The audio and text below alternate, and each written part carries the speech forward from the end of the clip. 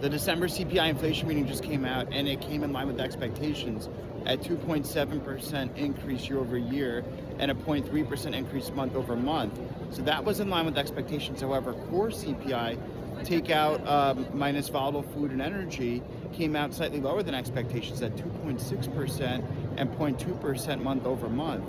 This goes to show you that the fears of inflation being high because of tariffs didn't materialize. We saw Mohamed Al-Arian, a notable economist, pretty much saying that importers and exporters are really eating the price of the tariffs more because companies are going product by product to see if consumers can handle these price increases, and they don't really see that the demand would still be there if prices if they would increase prices on the consumer. So, and on top of that, we have trueflation, which is inflation monitored by the blockchain on items, and it's updated as of now. It's very current, and you could argue that it's less subject to manipulation. It's the truth on the ground now.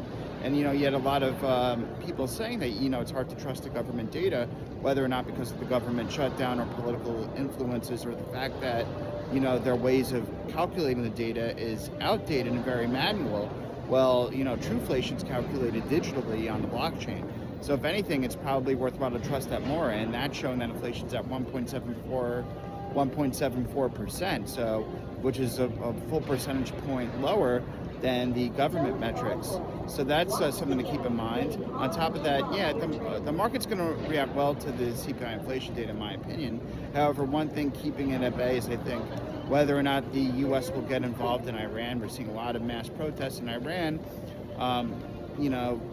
protesting the leadership right now, wanting a change perhaps due to the high inflation and economic policies of Iran, and and the weakness of Iran. The Iranians are seeing that, and they want the world to perhaps get involved or more help.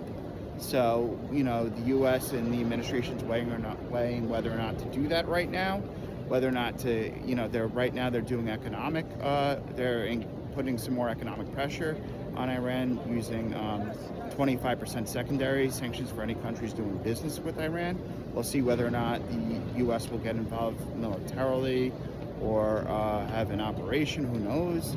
But that could weigh on the market a little bit. Obviously, we need more data on that, and we need more time to tell if the administration in the U.S. will get more involved.